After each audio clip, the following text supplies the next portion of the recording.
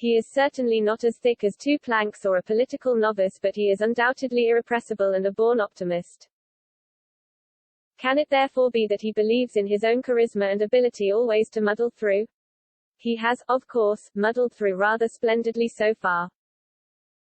Having got Brexit done and more or less dusted, he is leading us to pandemic salvation with a highly impressive vaccine operation that overshadows earlier problems with the supply of protective equipment, test and trace, and the tragedy of old folks' homes.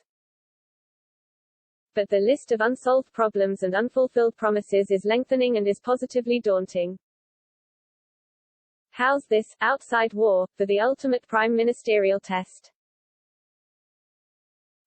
Making a success of Brexit while engineering economic recovery without inflation with a record COVID-induced budget deficit of £300 billion and shortages of labour amid relatively high unemployment. Rebalancing the economy in favour of the North and Midlands when the recent Amersham by-election setback suggests unrest over policies in the South. Reorganising the NHS to cope with a huge backlog of medical cases caused by the pandemic and the care of the old and vulnerable. Controlling immigration and getting on top of the crime wave, with the young and old under siege from crooks and a bloody toll from knife crime. Improving the land, sea and air environment in a sustainably economic way. Finding a way of living with the vindictive EU, reviving NATO, generally helping to secure the free world against communist ambitions and blunting China's attempt to colonize the developing world. Combating two threats from within, the Scots' mad lust for independence, and to freedom of thought and expression in of all places academia and public institutions through wokery in all its pathetic virtuousness. It is probably true to say that, in spite of last week's Tory by-election reverse in the Chilterns, the majority of the country is still with Boris. Let's face it, Labour is so far no more electable under Sir Keir Starmer than it was under Jeremy Corbyn. Nor should anyone take seriously the Liberal Democrats even though they hammered the Tories in Amersham. They simply provide a handy protest vote where the need arises. But the pile-up of problems, far more than the by-election reverse, and the fractured state of the Tory party, show that the easy bit, coping with Brexit and the pandemic, is behind Boris.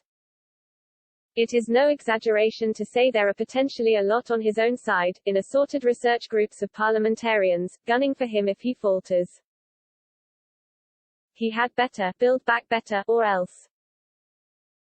He cannot rely on the inexperience of and lack of charisma in his ministerial colleagues to save him.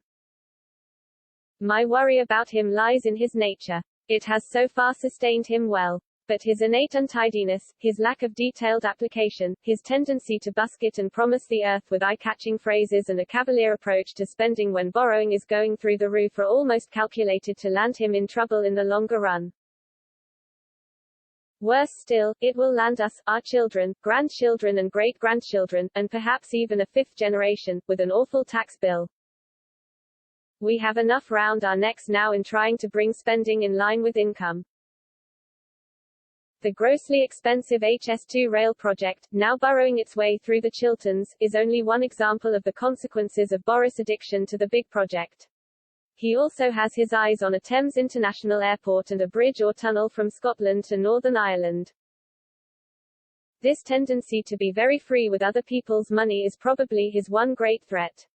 Already it has people doubting whether he is a real conservative, doubts that are fed by a feeling that the Green Belt is under threat through talk of easing the planning system. We don't hear much from him about a balanced budget and the relative security that comes with it. Indeed, it does not seem to give him pause for thought when he rants on about building greener, with thousands more offshore wind turbines, killing gas boilers and fossil-fueled vehicles and promising zero carbon, whatever that means, by 2050. Not only will it cost the Earth, it won't work. Why, even the Committee on Climate Change is warning us of the risk of severe power cuts because of the proposed electrification of heating and transport. I wonder what kept them. I have been warning of the threat for years. If Boris wants to go down in history alongside Winston Churchill, he will have to start thinking soon about the cost and effect of his grandiose ideas.